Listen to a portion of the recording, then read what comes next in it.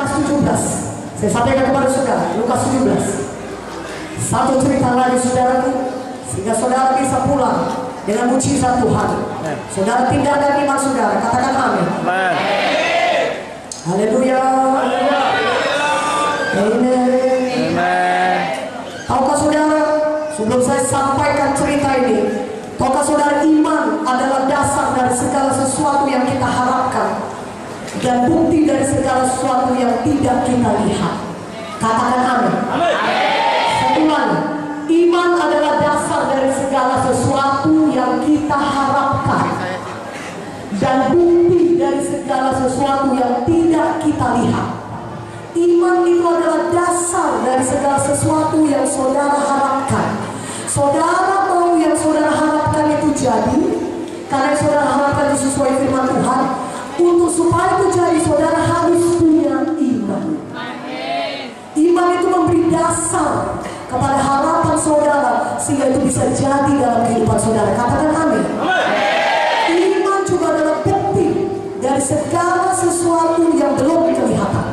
Ibrani 11 ayat 1. Iman adalah bukti dari segala sesuatu yang belum kelihatan.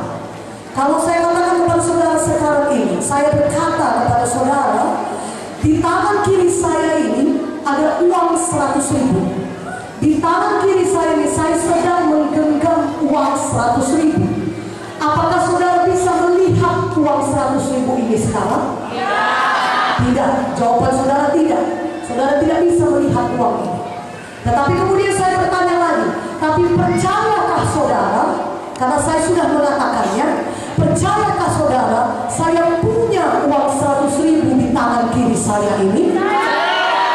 Saudara katakan percaya. Amin. Saudara percaya. Saya bisa saja bohong, walaupun saya tidak mau bohong. Dan mungkin saudara berkata percaya, karena Ibu Victoria Munte yang mengatakannya. Saya percaya. Dia kan hamba Tuhan, dia pendeta, dia tidak mungkinlah bohong. Kalau dia bilang ada uang 100.000 di tangan kirinya, saya percaya pasti ada uang 100.000 di tangan kirinya. Dan betul saja, memang ada uang 100.000 di tangan kirinya. Haleluya. Haleluya. Tapi kalau saya katakan begini, apakah saudara percaya saya punya uang 100.000 di tangan kiri saya? Percaya, saudara bilang. Dan saudara sudah melihatnya. Itu bukan iman. Iman adalah saudara percaya sebelum saudara melihatnya. Amin. Berikan kemuliaan bagi nama Tuhan.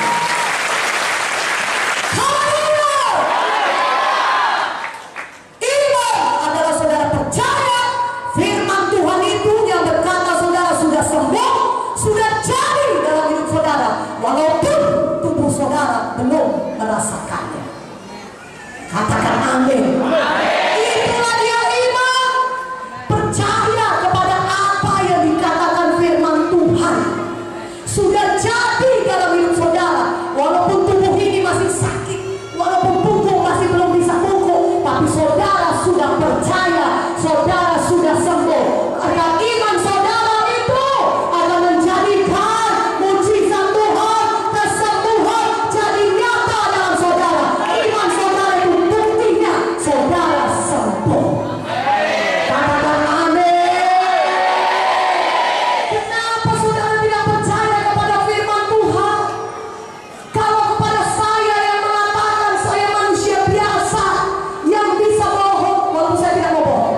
Kalau saya manusia mengatakan saya punya uang 100.000 di tangan kiri saya, saudara percaya? Masa tidak percaya kepada Tuhan segala Tuhan yang menjadikan langit dan bumi ini, yang berkata, akulah Tuhan penyembuhmu, akulah Tuhan Jehovah Rafa, akulah Tuhan penyembuhmu.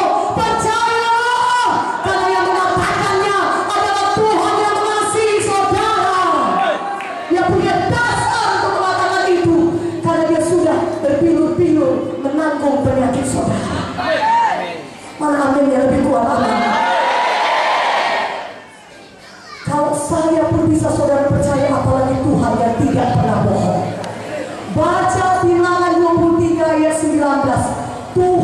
bukan manusia.